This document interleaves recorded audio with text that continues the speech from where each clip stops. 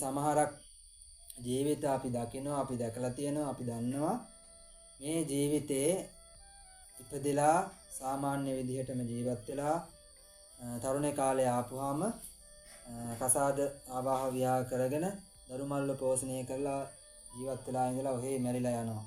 ඔබ හිතලා බලන්න ජීවිතේ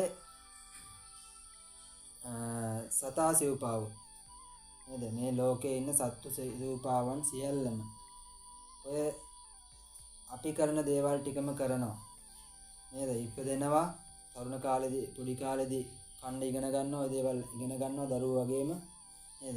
ඒ ආත්මයට වුණා කරන, ඒ ජීවිතයට වුණා කරන දේවල් ඉගෙන ගන්නවා. තරුණ කාලේ ආපුවාම ආවාහ විවාහ කරගන්නවා, දරුමල්ල හදනවා. අවසානට කාලා බීලා ඉඳලා මැරිලා යනවා. සතා සිව්පාව ගැන මං කිව්වේ. ඉතින් ඒ වගේම මිනිස්සුත් එහෙම වුණොත් මිනිස්සු කියලා කියන්නේ ඇයි? මනසින් උසස් කියන්නේ ඇයි? මනසින් උස්සසේති මනුස්සෝ. මේ මනසින් අපි අනිත් හැමෝටම වඩා උසයි. අපිට හිතන්න පතන්න පුළුවන්. අපිට දැකපු දේ ගැන ඒ විදිහටම තීරණය කරන්න නැතුව නැවත හිතන්න පුළුවන්කම තියෙනවා ජීවිතේ හැම දෙයක් ගැන. ඉතින් ඔබ එහෙම හිතුවනම් දැන් ඔබ අතීත ජීවිතේ ගත්ත දේවල් මත අද දුක් නොවී ඉන්න තිබ්බා. නේද? සමහර ජීවිතේ ඔබට අපි දන්නවා සමහර මිනිස්සු ඊටාම කලකිරීමෙන් ඉන්න ජීවිතය ගැන. තමන් බැඳගත්ත වෙර නිසා ගහන්න වෙන නිසා ජීවිතේ ගැට ගහගෙන ඉන්නවා මිසක් අර පළවෙනි දවස්වල ජීවිතේ හදාගත්ත බැඳීම් මේ විදිහටම තිබිලා තියෙනවද? නෑනේ. එහෙම තියෙන්නේ නෑ.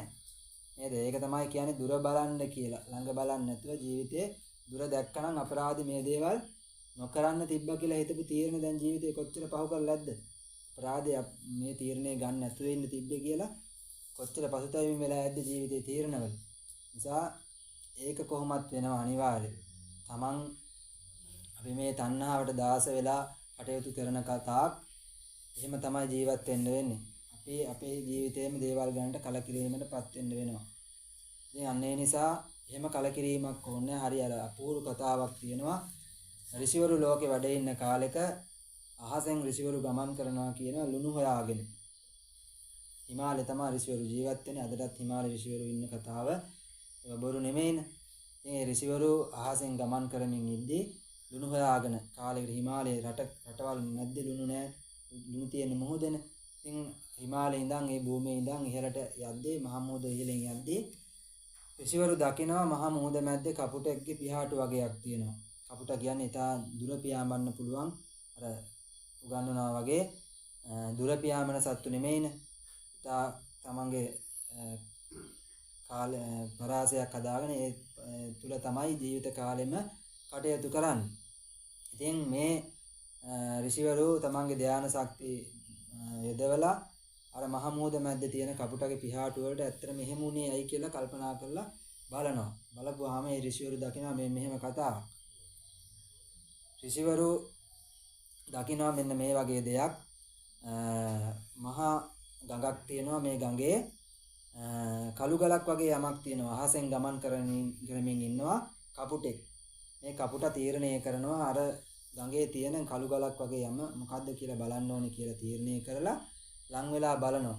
බලුවට පස්සේ මේ කපුටට හොටෙන් ඇනුවට පස්සේ තේරෙනවා කළු ගලක් නෙමෙයි මේ මහා මස් ගොඩක්. ඇත් කුණක්. කපුටට ගොඩාක් සතුටුයි. ඊටාම සතුටින් ඊටාම ප්‍රීතියෙන් සතුටෙන් තීරණය කරනවා දැන් මට කන්න හොයන්න යන්න දුක් විඳින්න ඕනේ. ආසාවෙන් කාලා බීලා දැන් ගොඩ කාලයක් ඉන්න පුළුවන් කියලා තෘෂ්ණාවෙන් අර ඇත්කුණට ආසා කරලා ඒ ඇත්කුණේ උඩම වහනවා. ඇත්කුණ කියන්නේ ඊටාම විශාල ශරීරයක්. මේ ගඟේ තියෙන ඇත්කුණ කාලයත් එක්ක ටිකෙන් ටික ගඟෙන් පහළට ගහගෙන ගිහිල්ලා මහා මුහුද දක්වාම යනවා. ඔය කාලයක් යද්දි මේ ඇත්කුණේ වතුරට ටිකක් දිය වෙනවා. එහෙම මාළු කනවා. මෙහෙම අවසාන දවස් එනවා මේ ඇත්කුණේ කාලයක් යද්දි. ඉතින් කපුට තීරණය කරනවා දැන් හිටියොත් මම මේ අත්කුණ උඩ අවසාන මොහොතේ මට මේකත් එක්කම ගිහිල්ලා මැරෙන්න වෙන්නේ කියලා තීරණය කරලා මෙතනින් පියාඹලා යන්න ඕනේ කියලා තීරණය කරලා පියාඹෙන්න උත්සාහ කරලා ඉහළට යනවා. කර්ම කියන්නේ කාලයක් තිස්සේ අර ආසාවෙන් ඉඳලා කකා බිමේ ඉඳලා පියාඹන එක සෑහෙන කාලයක් තිස්සේම කරලා නැහැ. අපි දන්නවනේ අර කපුටු දාන එහෙම දෙද්දි එළඟි තෙල් දාලා දෙන්න කියන්නේ නේද?